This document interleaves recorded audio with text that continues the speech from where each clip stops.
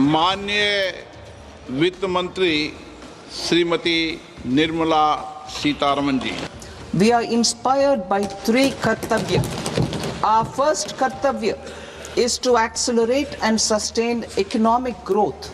Our second kartavya is to fulfill aspirations of our people and build their capacity, making them strong partners in India's path to prosperity. Our third kartavya, aligned with our vision of Sabka Saath, Sabka Vikas.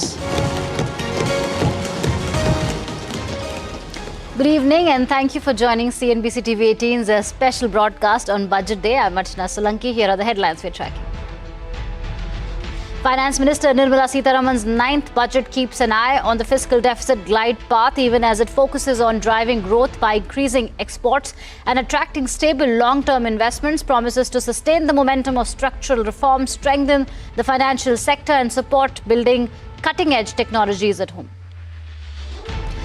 In a surprise move, the Finance Minister proposes hiking securities transaction taxes on equity futures and options contracts. STT on futures is to be hiked by 150% and by 50% on options. The move rattles the stock market. Sensex and Nifty reverse early gains to post the biggest budget day decline in 6 years.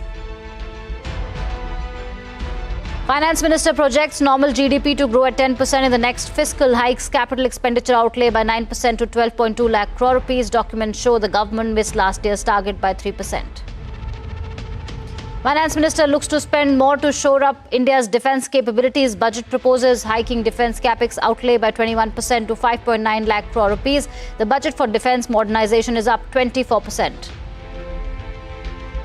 Government sticks to the path of fiscal consolidation. Fiscal deficit target for this fiscal projected at 4.4%. FY27 target stands at 4.3%. The debt to GDP ratio projected to decline from 56.1% to 55.6%. A sharp hike in government borrowing. Budget projects gross borrowing of 17.2 lakh crore rupees. This is 18% higher than the current fiscal year's estimate of 14.6 lakh crores. Government projects next tax collections at 28.6 lakh crore rupees. This is slightly lower than the budget estimates last year. Collections in FY26 missed the budget estimate by 1.6 lakh crore rupees.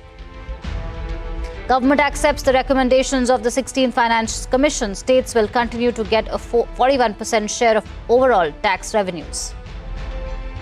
As expected, there are no changes to personal income tax, but the budget proposes measures to ease compliance and cut down on litigation, like more time to revise tax returns without penalties. Also proposes lowering tax collected at source on foreign travel to a flat 2%. TCS on money sent abroad for education or medical expenses to also be cut to 2%. The Finance Minister moves to further curtail any improper use of buybacks, proposes to tax buybacks for all types of shareholders as capital gains. Also proposes introducing an additional buyback tax on promoters to incentivize the misuse of tax arbitrage. Says the tax will make the effective tax rate 22% for corporate promoters and 30% for non-corporate promoters. Government looks to push more companies to move to the new corporate tax regime, which offers lower rates without exemptions. Budget proposes restrictions set off brought forward minimum alternative tax credit only to companies that make the switch. Also restricts the set off using available credits to 25% of the tax liability. Also proposes making MAT the final tax, meaning companies cannot accumulate any more tax credit.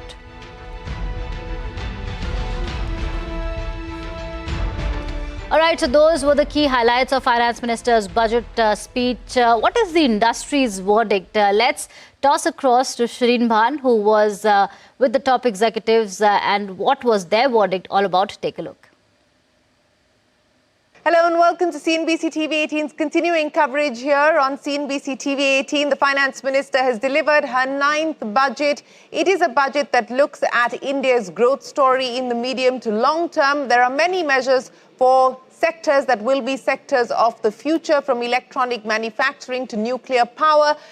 Tax more or less been left unchanged with the exception of the hike in STT on futures and options. There have been tax reliefs coming in for sectors that could be sectors of the future, like data centers and so on and so forth. The big story, of course, also is that the government has walked the talk on defense spending and the defense budget has gone up significantly. Joining us now to talk about Budget 2026, where it leaves us as a country in the here and now, and more importantly, the direction it sets for us in the medium to long term. Baba Kalyani, Amitabh Kant, Arundhati Bhattacharya and Sanjeev Krishna. Gentlemen and Arundhati, many thanks for joining us here on the program. Mr. Kalyani, I'd like to start with you, sir, because as I said, the government has clearly walked the talk when it comes to the defense capex, a 21% rise, over B as far as defense capex is concerned. Your first takeaway on what you have seen the budget do. She didn't talk about it in her speech, but the numbers tell the story. Well, first of all, I'd like to congratulate the Finance Minister for the continuity in policy. I think it's very important that the defense expenditure keeps moving as our GDP keeps growing and as our defense services need it. So it's very heartening to see that, because many defense programs are now becoming pretty vibrant and coming into effect in the next 2, 3, 4 years. So you're going to need a lot of money to make those things happen. It's a big program to replace your artillery system, to replace combat vehicles, to replace, to add aircrafts, to build more ships. There's all kinds of things happening in the defense sector. And we are very happy being a participant in this sector to see that the allocation to defense has increased by almost close to 18%, I think. Well, yes, it has, and that is a significant announcement that's come in there from the Finance Minister and from Budget 2026. But Mr. Kalyani, what does this now do to the domestic defense industry's aspirations? What do you believe this will also do in terms of orders? There is, of course, the emergency procurement there is the indigenization program that is already underway. How do you see this budget moving on many of those fronts from here on? There are now 3 procurement processes in place. There is the normal procurement process where a lot of platform procurement takes place. For example, artillery platforms, for example, combat vehicle platforms like light tanks, FICVs and things like that, aircraft procurement. So there are many procurements that are happening at a platform basis, which are happening as per the old procedure that was in place. The second process for procurement is all the emergency procurement process. This year itself, in the last 3-4 months, there has been a huge amount of emergency procurement that has happened, largely as a offset of Operation Sindoor, and wherever the services felt they need more product. So this has taken place. And now there is a third process that is going to probably start, from what I understand, that is called the fast-track procurement. So things which normally took a long time to procure is going to happen much faster. So it's good to see that instead of 1 track, we have 3 tracks. And of course, then you have the revenue items procurement that is required, expendable items like ammunition and things like that. So it's moving in the right direction. I think it will help the domestic industry quite significantly. And we are all getting geared up for this. Getting geared up for this. I'll come back to you in a second, Mr. Kalyani, but let me bring Mr. Kant into the conversation as well. Mr. Kant, when we spoke earlier today, right after the budget speech, you said that this was a forward-looking budget. It was a reform-oriented budget. Now that you've had some time to digest the fine print, what do you think are the most significant aspects, the most significant announcements of this budget that foreign investors will take note of? Well, to my mind, it's fiscally a very responsible and prudent budget. But more than anything else, there are 2 critical innovations in this budget. Firstly, the fact that you've given 22 years of no tax for data centers. If 75 to 80% of the investment across the world is happening in artificial intelligence today, then you will be able to, with this one stroke, you should be able to attract computing power. You should be able to attract cloud infrastructure. You should be able to attract AI in a very, very big way because India has data and India has talent. So I think this is a good move. And the second, I would say, is the increased allocation for defense, because that drives innovation, that drives R&D, that drives manufacturing in a very big way. And all this put together, the defense innovation R&D is very, very critical to my mind. It's just that the defense ministry needs to now get down to cracking procurement in a big way instead of long delays. They need to, all tracks need to be made fast track, not just the fast track, all 3 tracks should be put on fast tracks. And thirdly, I think the focus on both infrastructure and manufacturing, to my mind, will have huge multiplier impact in the long run. These two are really the key to sustained growth for Viksit Bharat. This budget in many ways is a continuity for Viksit Bharat. If India needs to grow at 8 to 9% per annum for the next 22 years, it can't do this without manufacturing. It can't do this without infrastructure. Both these have huge multiplier impact on the economy. And you need to take jobs out of agriculture, low-paid jobs out of agriculture, where 44% of India works, and move them into manufacturing, urbanization. So my view is that these new cities, 5,000 crores for cities for the regional cities, and the 7 high-speed trains should lead to a huge amount of smart urbanization in the coming years. Okay, those are the big highlights for you, Mr. Kant. But Arundhati Bhattacharya, as someone who's now part of the tech world and someone who was formerly with the banking world, and there was plenty for both, of course, for banking, a high-level committee to look at the aspirations and the needs of India's banking sector for the future, and plenty, as we just discussed there, on data centers and AI and semiconductors and so on and so forth. On balance, how would you look at the impact of Budget 2026? Well, in a way, if I want to make light of it, I would say it's making my job a little easier. Because obviously the government is putting its,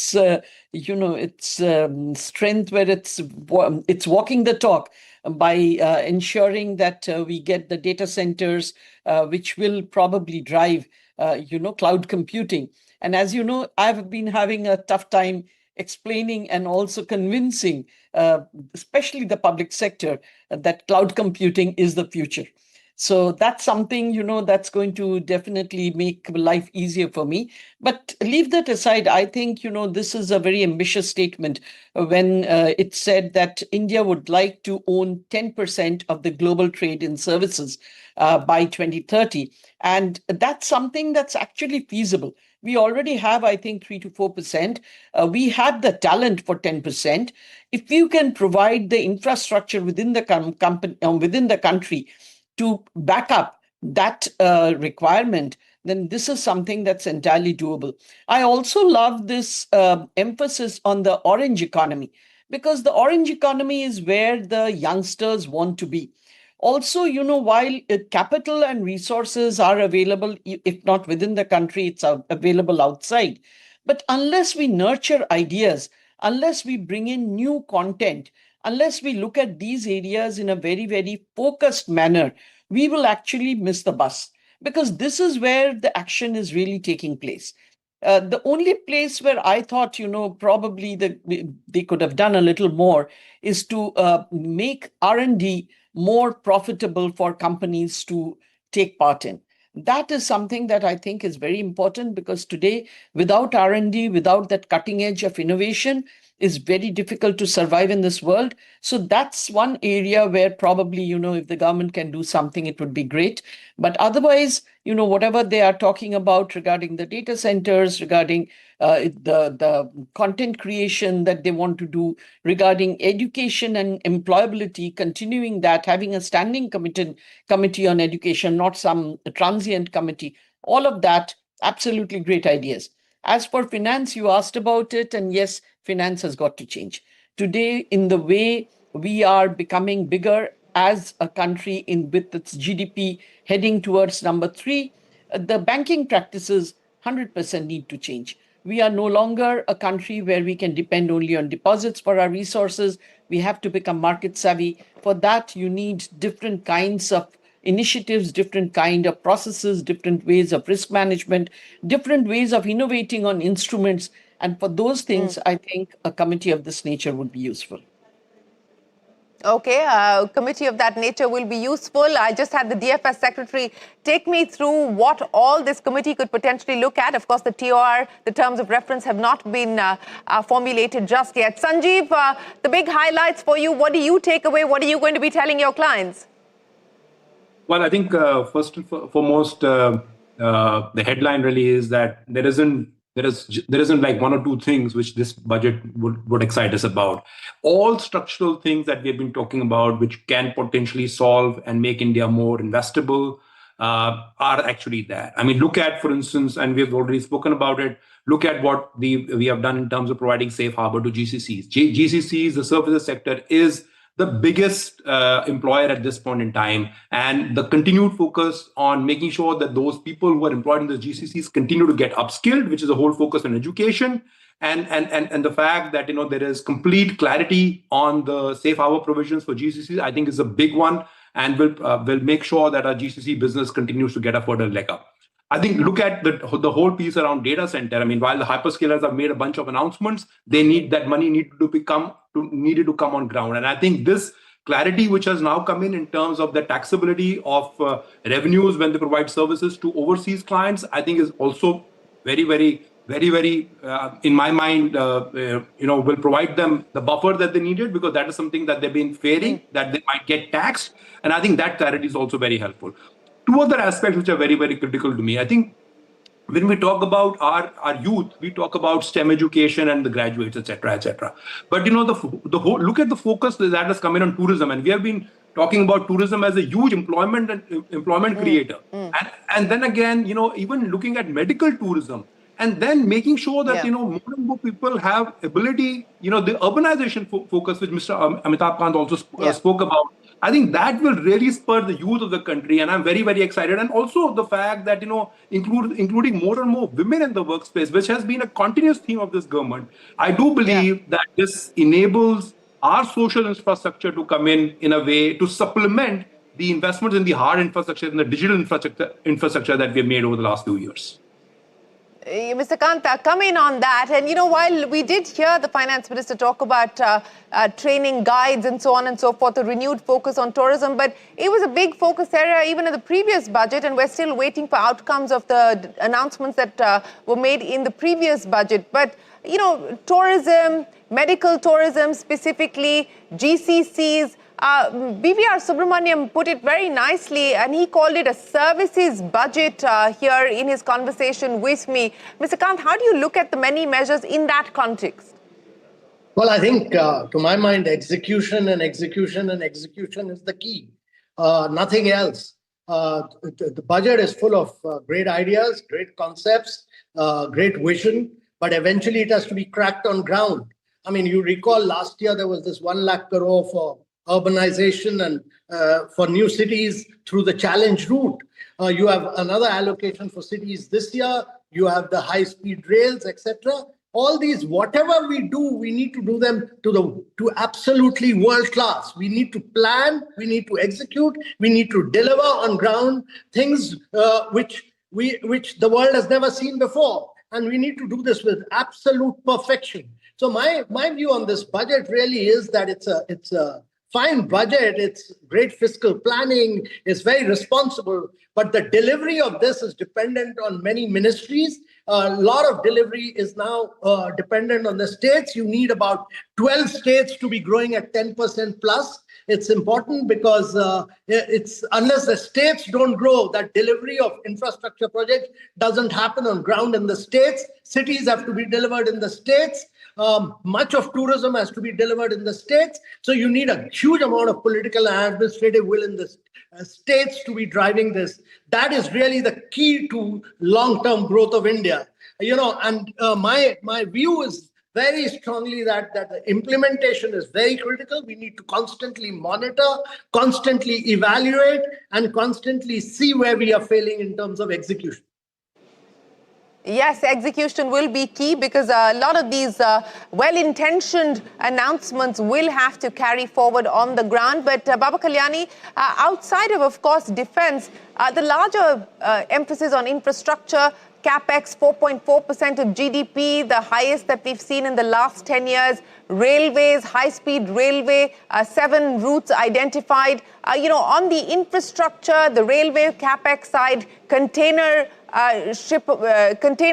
manufacturing, 10,000 crore rupee allocation for that. From a manufacturing standpoint, how significant were the announcements? I think they were very significant because now there is a roadmap available to industry. There's a roadmap available for railways. Okay, we are moving in high-speed trains. High-speed trains require different type of components. So people who manufacture that, they have a new opportunity in this area. We are looking at modular reactors. I think this is a big opportunity that comes along with the AI boom with data centers and everything else, and a lot of ancillary equipment that goes with it. I mean, today, just to give you an example, our business in the US, in spite of these tariffs, is booming only because of the stationary power supply to data centers. So there is a lot of intermingling of opportunities with the new technology coming into play. Similarly, with ships, I think there is going to be a lot of opportunity as India moves into putting more shipyards for ships, for shipping crude or shipping liquids or whatever it is. And again, these are kind of opportunities that for us look very exciting. So we see half a dozen new opportunities. And I think more than anything else, it's a big signal to the outside world as to where India is moving in the manufacturing sector. And this signal is important because then people who are in Europe or in the United States or other parts of the world who are involved with this business, who want to look at supply sources within India, can now look at it far more seriously when they were looking before. It's a big opportunity. So, Mr. Kalyani, when you say half a dozen opportunities, would those be half a dozen opportunities that your group may consider betting on, investing in? Oh, yeah, absolutely. I mean, I'll tell you one thing, Shireen. Most manufacturing companies who have some amount of exports, I mean, reasonable amount of exports, a reasonable amount of domestic industry, are looking at, in the next 4 years, almost doubling or tripling their revenue. That's the kind of growth I think the manufacturing sector will see. But it all depends on what Amitabh said earlier. You need to execute, and do it with speed, and speed. With speed, and speed. Arundhati Bhattacharya, I'll give you the last word.